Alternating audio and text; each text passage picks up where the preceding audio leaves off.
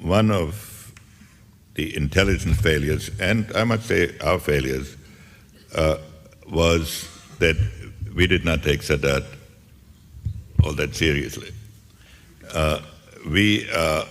I had had two conversations, secret conversations with his national security advisor, one in France and one in the United States, in order to see whether we could get a peace process started. And we had intended to start one after the Israeli elections, which was scheduled for the end of October of that year.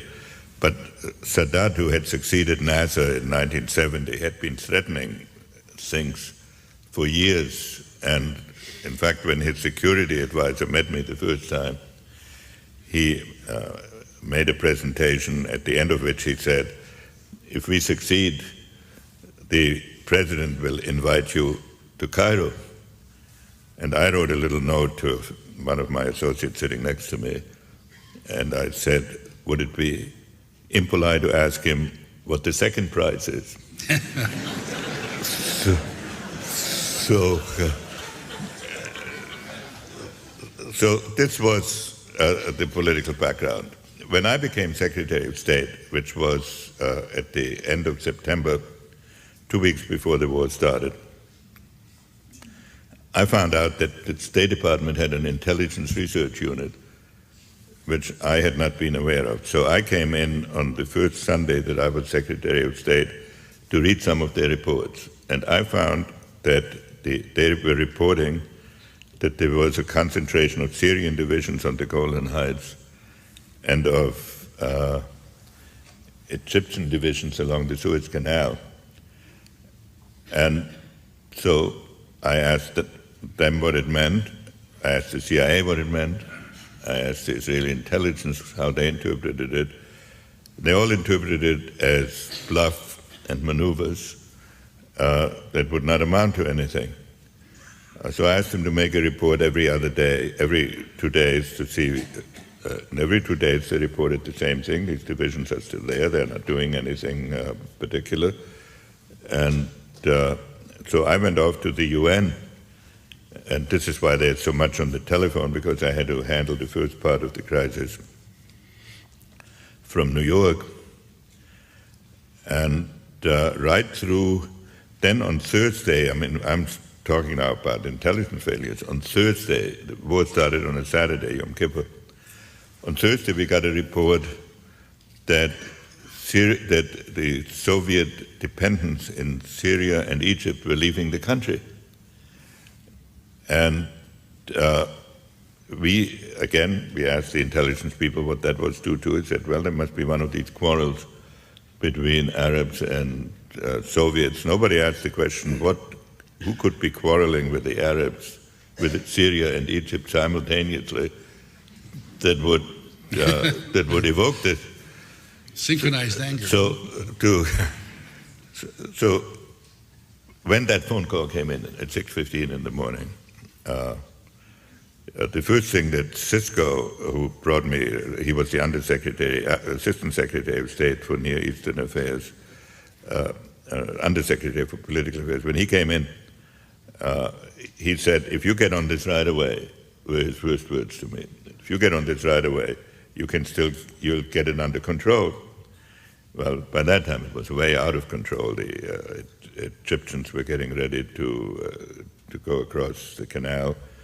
The Israelis sent us a message saying, assure the Egyptians that we have no intention of attacking, so if they're attacking because they're afraid of us, there is no need.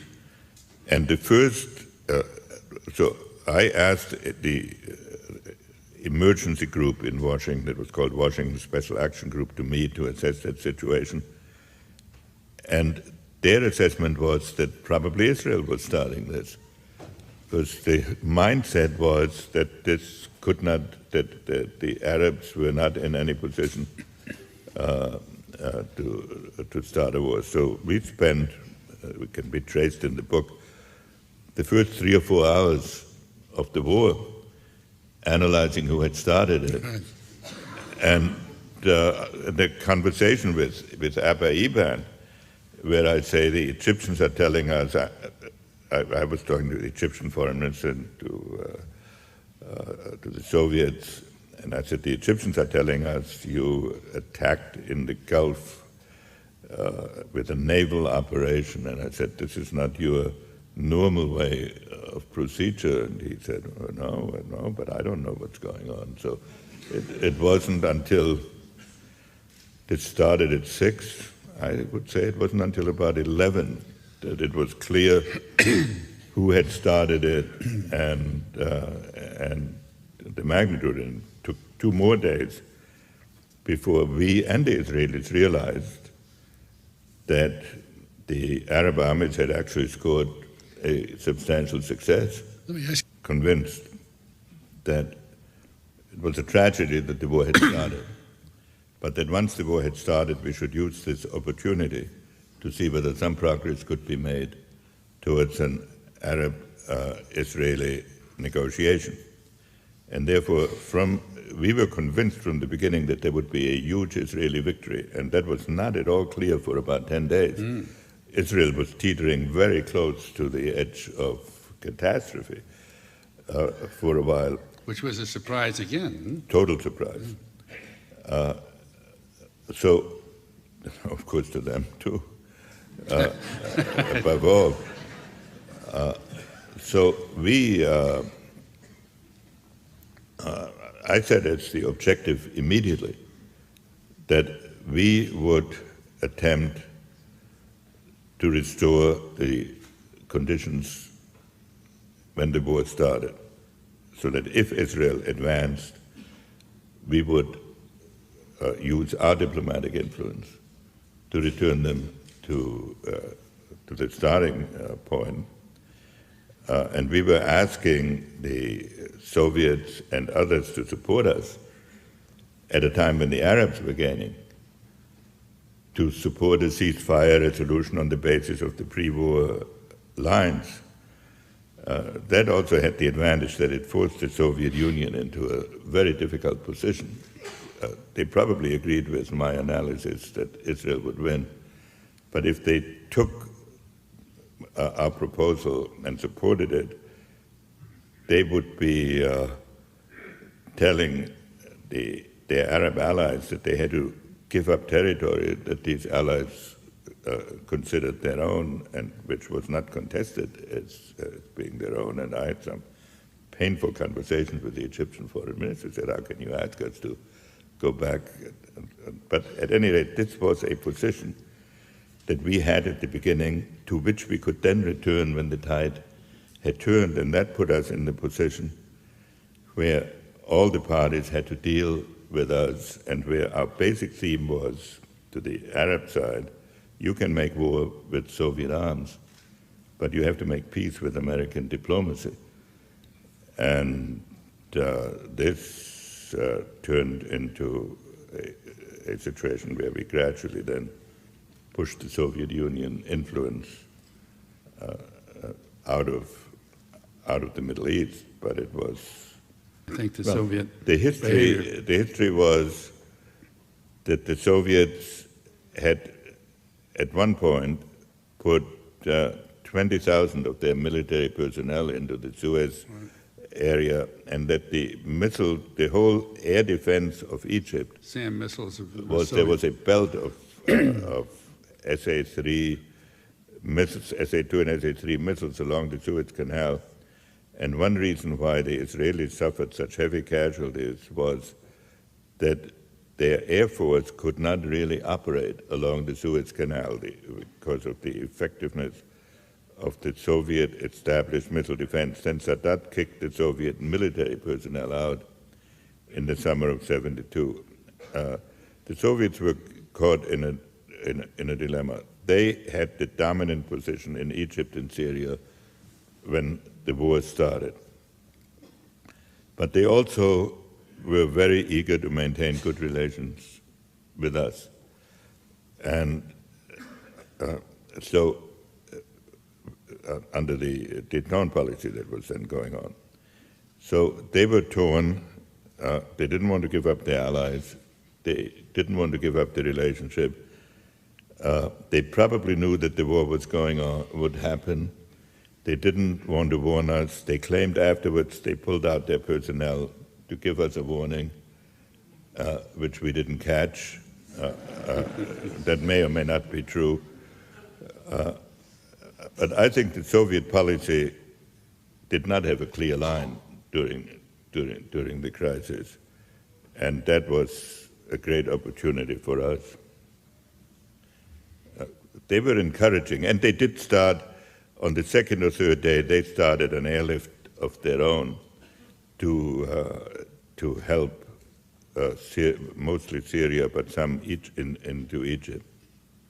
I wanted to prevent two things. One, a huge crisis with the Soviet Union when the vice president was in the process of resigning, and Watergate was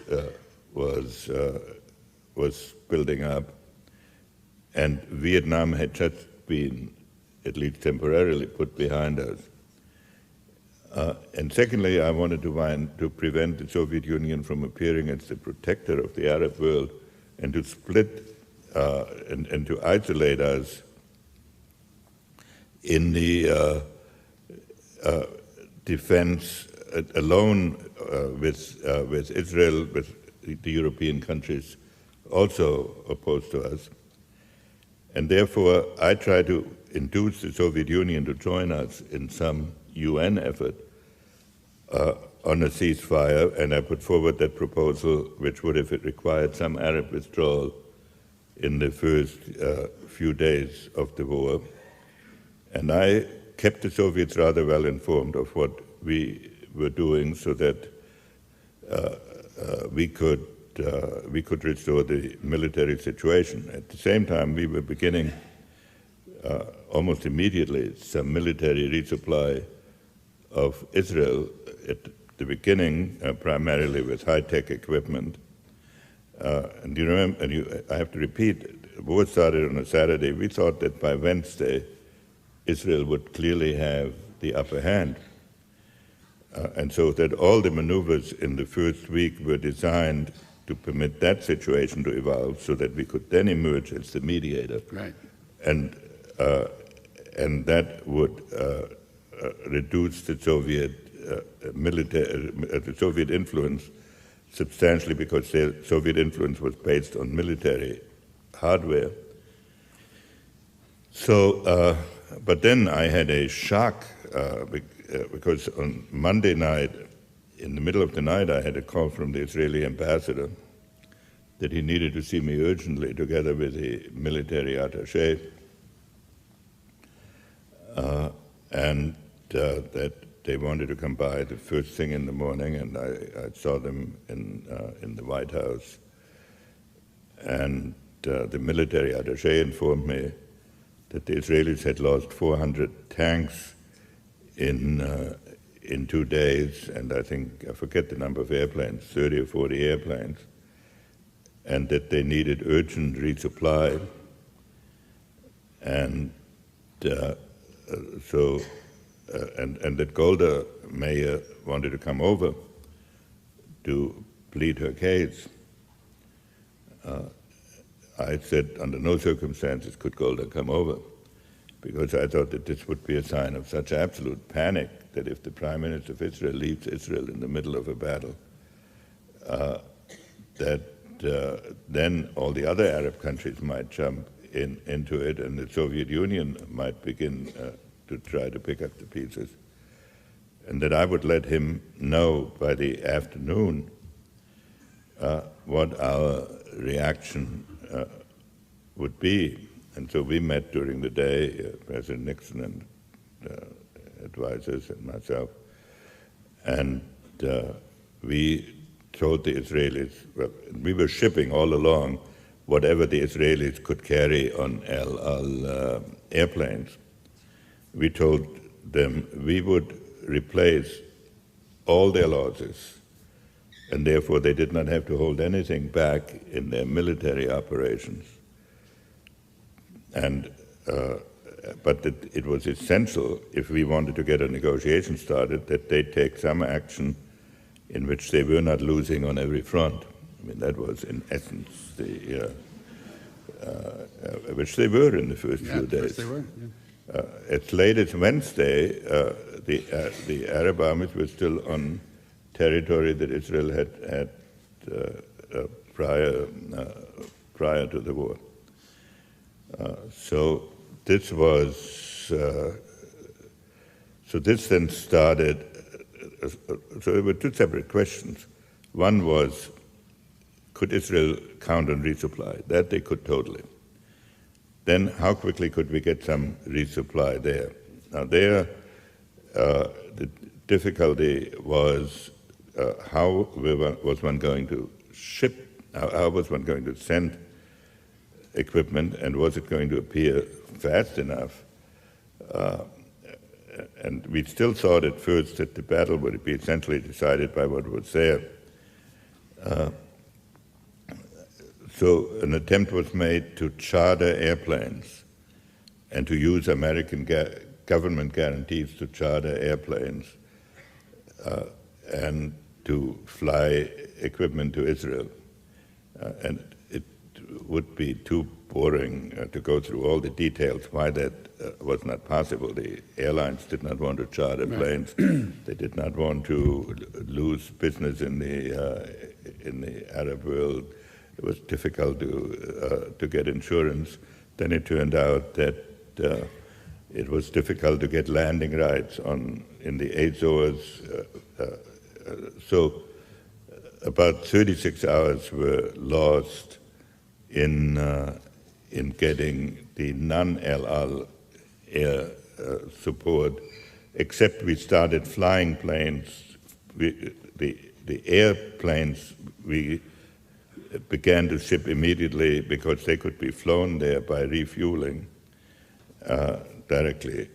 Then on Friday night, it became clear that the Israeli offensive had been stalled, and that we had I have to back up for a minute. On the day after we had made this promise to the Israelis on resupply, the Soviets caught on to what was going on, and they were beginning to urge a ceasefire in place, which was the way each war had ended. And we stalled them for 3 days until hoping the military situation would be restored. But we finally said we'll trigger that diplomacy on Saturday. By Friday night, we decided that the best way that we couldn't wait anymore for charters, and we started an American, really military airlift into Israel, which is a highly unusual thing to fly an American military airlift into a combat zone. You're also worried about how moderate Arab regimes might react, Absolutely. and you were looking for a provocation from the Soviets to allow you to go forward? Well, you read the book very carefully. We were worried all along because Europe was in a panic about a possible oil cutoff. We also wanted, all along, our strategy in the Middle East had been based in part on Israel and in part on the moderate Arab countries. And we did not want the radicals to run wild as a result of an American airlift. So we maneuvered in some part on the ceasefire negotiations in such a way that it looked as if the Soviets had failed to deliver. And then, and it may not be all this attractive, our airlift was already going and had already been flying for 15 hours, but it took a while to get to Israel. So by the time we told the Soviets that we were doing an airlift, as a result of their transgressions, the fact was we had already started it. The fact was, whatever the formal diplomacy was, if we could not get a negotiated outcome then, one had to wait until there was a clear-cut military decision. And so then the second week was spent on waiting that clear-cut military decision to emerge. The Egyptians made a military mistake of moving 2 of their armor divisions outside the protection of their missile defense. So they lost in one day 300 tanks of their own to the Israeli Air Force. And then the battle turned entirely, and the Israelis... Not always with the help of Golda Meir. No, there were 2 aspects to this. The first was the Israelis scored a big victory by going across the canal and in effect tearing up that missile defense shield. Right. Then an urgent ceasefire was made. I was in Moscow. I flew from Moscow to Tel Aviv to symbolize our continued interest in Israel and to work out the exact hour of the ceasefire. And unbelievable as it may be, here's Cairo and Jerusalem, 500 miles apart. It took us an hour or so to figure out the time difference because there was no. So anyway, this was done, and when it was done, I left. And on the way back, while I was in the air, the Israelis jumped off again and trapped the Egyptian Third Army, which had not been trapped before. And so I arrived back in Washington thinking we had a ceasefire, and the Egyptian Third Army had been trapped.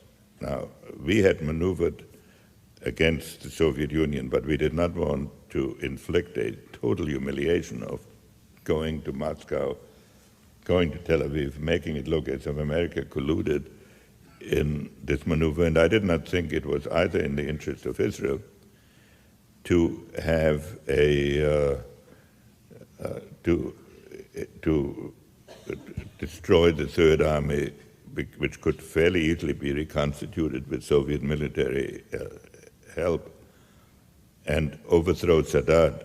By that time, I had developed a respect for Sadat because during the war, which I should have mentioned earlier, during the war, from the first day of the war on, he and I exchanged messages. And even while we were resupplying Israel, I would send him messages saying, now remember, you will need us when this war is over, and please conduct whatever you're doing in such a way as to make it possible for an American peace offensive or peace process to start. And he never unleashed the mob against us the way NASA had in '67. So for all of these reasons, we thought that a solution had to be found to the problem of the Third Army. Before we could turn to the solution, the Soviet Union threatened to send troops. They got really angry when they found out they'd been had, didn't they? Well, yes, we did not. We did not conduct our diplomacy in order to. No, I understand. To trick them. We wanted gradually to push them out, but they were very angry to have me there, go back via Tel Aviv, and then so they sent us a message. It was on a Wednesday night that they moved massive naval forces into the Middle East, into the Mediterranean, and they sent us a message threatening, saying that they and we should send a joint military force, in effect against the Israeli trapping of the Third Army, and that if we did not join them, they would go alone. And they had stood down 10 of their 12 airborne divisions, which is a sign of mobilization. And so we did not respond to this message until we had put our military forces into a state of sufficient alert to be noticed by Soviet intelligence, and then we replied. And then the Soviets pulled back and said it was enough if we each sent 50 observers. And we cut that down to 20 before it was over. But then this was Thursday. So Friday, what I urged the Israelis to do was to permit a convoy of food, water, and medicine to go to the Third Army, but otherwise keep the positions as they were, keep the Third Army trapped, but not starve them to death. And this the Israelis, by one means or another, managed to avoid doing. And so comes Friday, we get a message from the Russians that a hotline message was coming. And that usually means it gets there within 5 minutes. That's why it's called the hotline. And in fact, it turned out that we didn't get one for 4 hours, so we thought, here we're building into another crisis. And so we decided that we could not have a nuclear crisis every 48 hours on an issue which needed to be resolved in everybody's interest in the way we had proposed. So we sent a message to the Israelis saying, we sent a message to the Egyptians urging direct talks between Israel and Egypt, which had never happened before. And we sent a message to the Israelis that if by 8 o'clock the next morning they had not let that convoy through, we would have to vote against them in the UN. There were groups in our government who wanted to resupply the Third Army with American airplanes, which I opposed. Well, I can assure you,